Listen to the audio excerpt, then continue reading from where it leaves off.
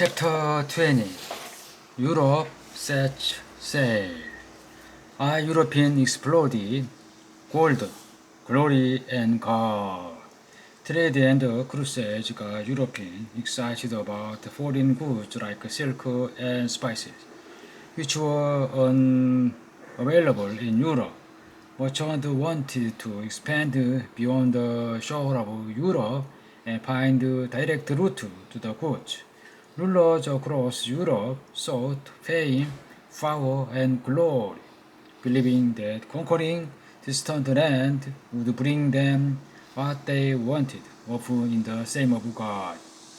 Europeans had heard of Marco Polo's journey to the east and wanted to gain riches in far-off lands.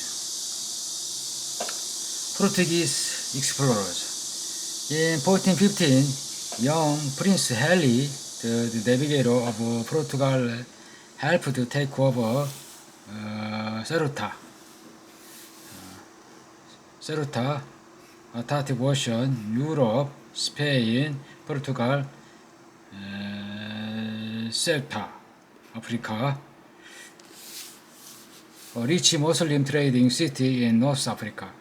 From Ceuta, the Portuguese gained access to export maps of North Africa, although Prince Henry never explored distant land. Portuguese sailors trained in his navigation school in Lisbon and sailed down the western coast of Africa on his ship.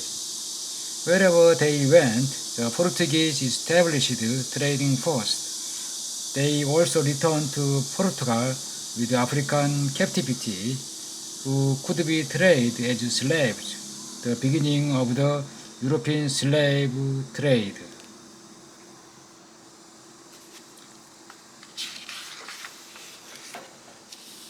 West Africa in the 1400s was no longer made of a major kingdom. Instead, it consisted of more than 100 independent kingdoms that constantly went to war over land and trade. Even before these wars took place, enslaving captured enemy was an established practice in West Africa. The winning kingdom received free labor from the defeated kingdom. In addition, the victor would often sell the slaves to traders. Arab Muslim traders include slaves in their shipment of salt and gold as early as the 600s CE. By the last half of the 1400s, two of the more successful kingdoms, the Congo on the Zaire River and the Congo to its south, had dominated their neighbors and sold their enemies into slavery.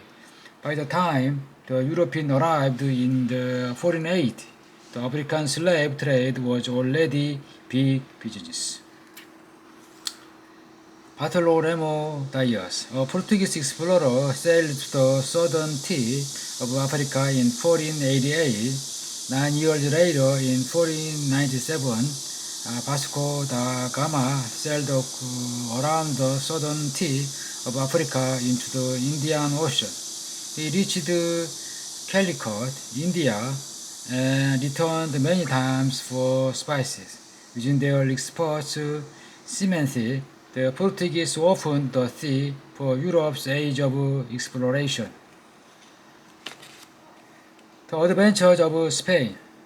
Christopher Columbus had 3 ships in Nina, the Pinta, and the Santa Maria.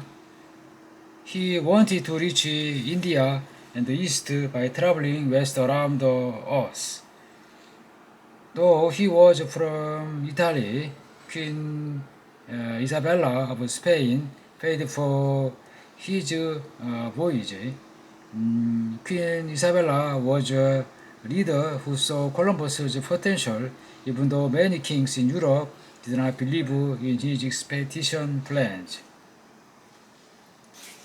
In 1492, Columbus sailed the Ocean Blue, pretty old rhyme, Ocean Blue. Columbus thought he had reached India, but was really in the Americas. This is why the Caribbean islands are sometimes called the West Indies and why Native Americans are sometimes called Indians. Columbus returned 3 more times to the region of search of gold. He explored Hispania, the island of present-day Haiti and the Dominican Republic, Cuba, Jamaica, and the coast of Central and South America. Though many of the people who already live in those areas were friendly to Columbus and his men when they arrived, the European settlers were more interested in gold than in friendship, and in general treated the native people cruelly.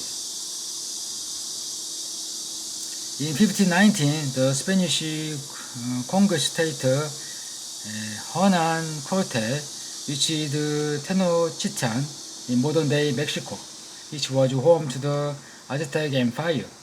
Legend has it that Montezuma, leader of the Aztec, welcomed the Spaniards because the Aztec had never seen armor and horses, and they believed that Cortes was Quetzalcoatl, a fair-skinned god, with advantages such as superior weapon, gun, and help of other tribes. They disliked the Aztec for taking so many prisoners. Cortes eventually destroyed the city in 1521 and the Aztec Empire. Francisco Pizarro embarked on a conquest in the Incan Empire. Located in modern-day Peru, he arrived in 1532 and captured the Inca king Atahualpa. Pizarro promised to spare the king if he filled the room with gold. After Atahualpa, Columbus's voyages.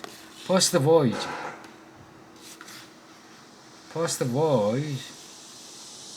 Second voyage.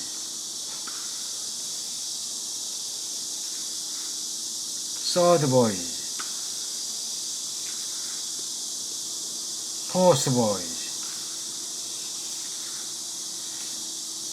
North America, the Bahamas, Cuba, Jamaica, Santo Dominica, Central America, South America, Oceanic, Atlantic Ocean, Cape Verde, Canary Island, Spain, Portugal, Azores Island, Atlantic Ocean, Africa. 1, 2, 3, 4. Port Lisbon follows San Luca, Cadiz. 2, 3, 4. Nina, Pinta, Santa Maria.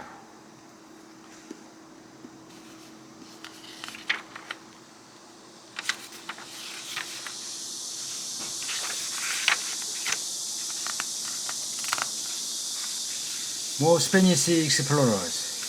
1502, Amerigo Vespucci, Italian made voyage in Spain, sailed along the coast of South America. He was one of the first to realize he wasn't in Asia. So the German map maker labeled the new island America in his honor. 1513, Vasco Nuez, the barber, hiked across the Panama and was the first European to see the Pacific Ocean by heading west. 1520, Ferdinando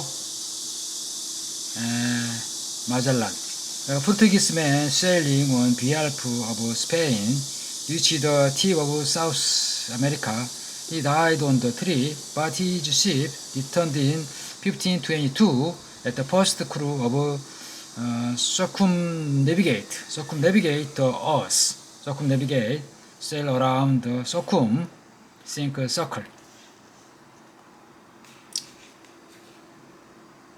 Yeah. Vespucci first voyage, second voyage, third voyage, fourth voyage. First, second, third, yeah, third, fourth, yeah,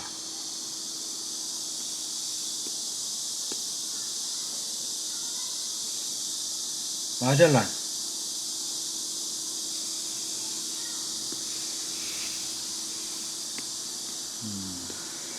발보아, 파나마, 콜롬비아, 발보아,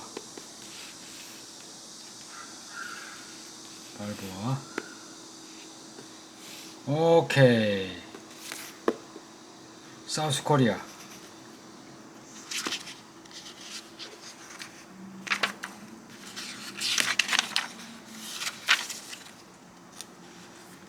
after Atalupa had his subject bring enough gold to fill the room.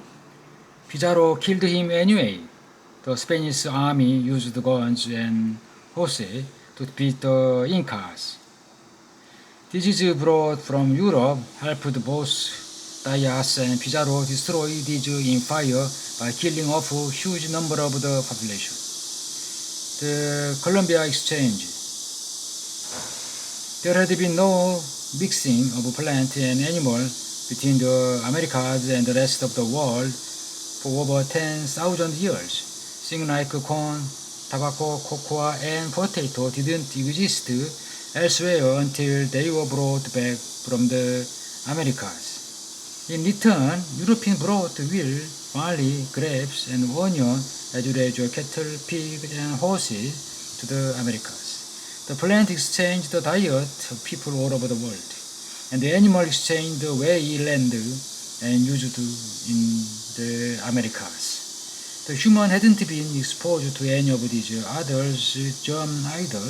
Diseases such as smallpox, measles, and the flu were common in Europe, but Native America didn't have immunity. About 20 million people died from disease in a 100 years span in Central America alone. The mixing of plant, animal, virus, and bacteria is known as the Columbian Exchange, was the great biological exchange.